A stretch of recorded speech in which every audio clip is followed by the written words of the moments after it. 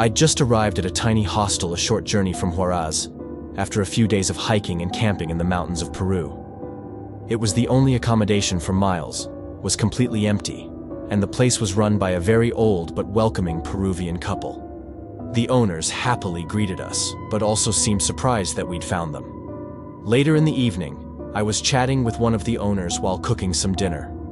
My Spanish wasn't great, but I recall him saying the words miedo and fantasma, which I knew meant fear and ghost. Unfortunately, I couldn't understand enough to know exactly what he was saying and didn't think much of it. After days of heavy hiking and a bit of altitude sickness, I crashed early, looking forward to the first night in a bed for a while. That's when this officially turned into a scary trip story.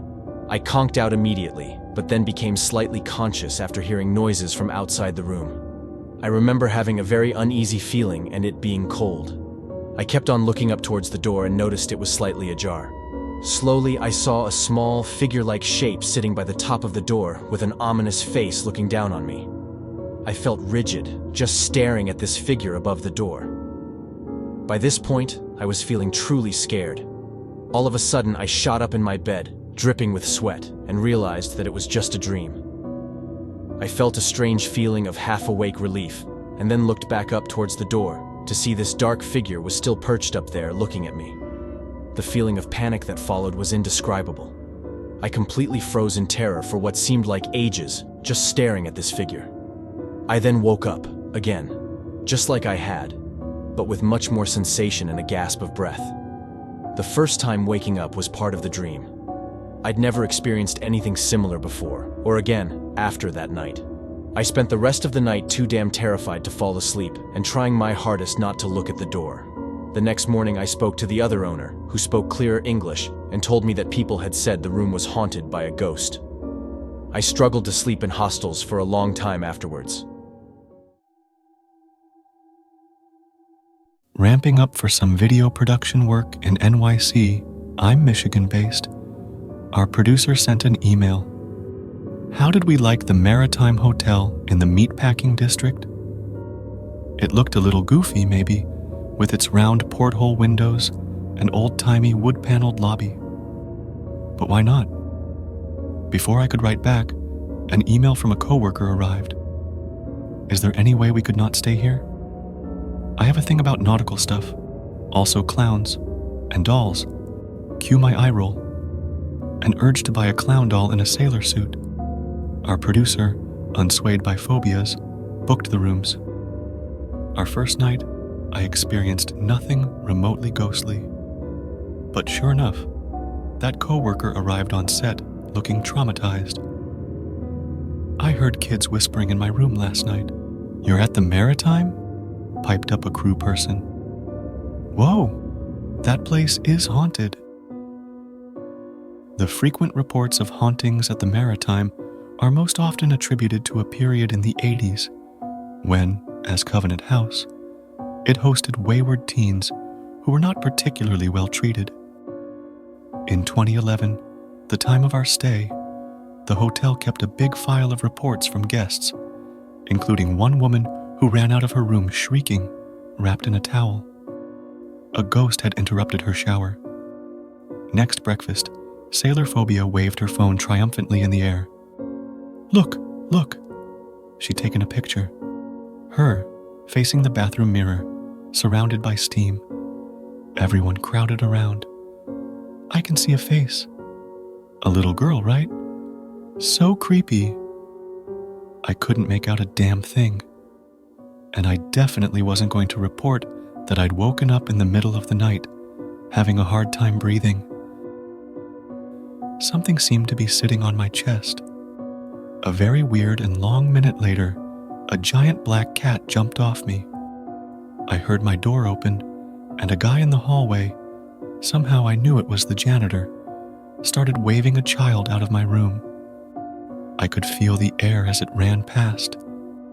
Look, I'm sure it was just an oddly specific dream, fueled by too much wine and everybody's stories. And the Maritime is still there.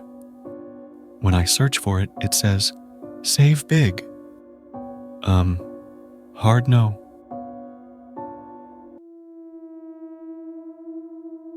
In November of 2019, I was enjoying dinner at K. Paul's restaurant in New Orleans. Before diving into my dinner, I decided to use the restroom and felt lucky that it was so close to our table, as that meant that I could get back to my dinner quicker. Our family of 5 was seated on the second floor of the 2-story building. As I sat in the restroom, I remember vividly that there was a wide enough gap beneath my stall that I would be able to notice, and definitely hear, the main door to the small restroom opening. I didn't see it swing open, nor did I hear anyone exit the 2 stalls next to me. However, I did hear the sink begin blasting at full pressure. That sound caught my attention because I could have absolutely sworn that I was alone in that compact restroom. I walked out of my stall and went over to the double sink to wash my hands. A young woman with jet black hair and alluring makeup scrubbed her hands in a manic fashion next to me as I lathered my own.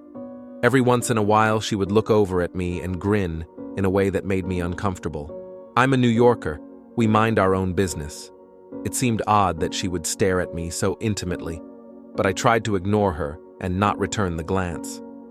My curiosity eventually got the best of me as I wondered why she was still washing her hands. When I looked over into her ceramic basin, I noticed a large gash on her palm that was bleeding profusely, turning the sink water ruby red as it ran off of her hand. The sight was so bloody that my breath froze in my throat. My boyfriend is scared of me now, you know. I broke a glass, and he's scared of me now. She laughed as she said this and continued, giving me that odd grin. Her behavior was so unusual that I presumed she must have been very drunk and as a result was not really doing much of anything to actually help her wound. You should really put pressure on that, I said nonchalantly. She continued to stare at me with a Joker-sized smile and repeated her original sentiments. My boyfriend is scared of me. I broke the glass on accident. I nodded politely and left the restroom abruptly, feeling dizzy and now very disturbed. I relayed the story to my family at our dinner table, and we waited for the bizarre young woman to walk out of the door. None of us ever saw the restroom door open. I looked around the dining room throughout the course of our meal and never saw her face at any of the tables. There was a first-floor dining room, but she would have had to take an elevator and walk pretty far to use the restroom near us.